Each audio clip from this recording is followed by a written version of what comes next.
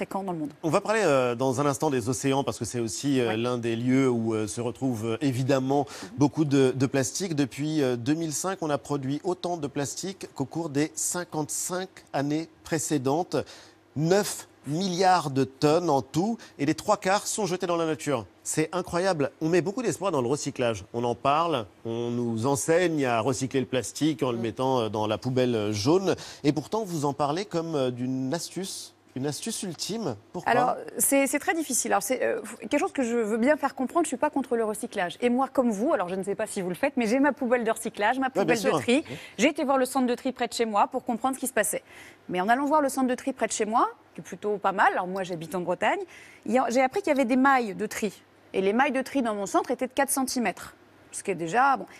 Sauf qu'il est plutôt en pointe. Donc dans d'autres centres de tri, c'est 10 cm. Donc tout ce qui fait moins de 10 cm tombe dans la maille et donc ne sera pas recyclé. Donc autant vous dire que le bouchon de la bouteille en plastique qui va même dans le centre à 4 cm, il ne sera jamais recyclé. Il a plus de chances d'être recyclé si vous le laissez visser sur la bouteille. Mais qui vous le dit ça ? Pas grand monde. Et donc quand on parle, vous parliez surtout de l'astuce du recyclage. L'astuce ultime ? L'astuce ultime, c'est qu'effectivement, on parle du plastique en disant c'est mauvais aujourd'hui, mais c'est pas tout nouveau. Dans les années 80, dans les 70, énormément d'activistes, notamment aux États-Unis, faisaient de grosses manifestations contre le plastique. L'industrie s'est rendue compte que son produit était quand même pas super, dans une super bonne voie pour être vendu et se maintenir.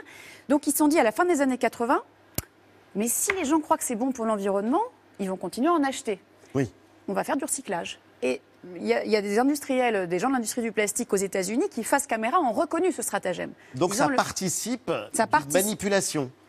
Si on fait plus de recyclage, on vendra plus de plastique vierge. C'est un encouragement à consommer. C'est ça. Et il y a une étude qui est très intéressante, qui a été publiée par des Canadiens, qui vous explique, en 2017, vous disant il y a un sentiment, une émotion positive à se dire qu'on va recycler. Oui, c'est mieux de recycler. Et donc finalement, l'émotion positive est supérieure à l'émotion négative du gaspillage. Et donc on réalise que quand on voit qu'on a quelque chose de recyclable, on va plutôt en acheter plus. Ouais. Et c'est une incitation à une consommation effrénée. On va y revenir à ces stratégies, au lobbying et à ces plastiques.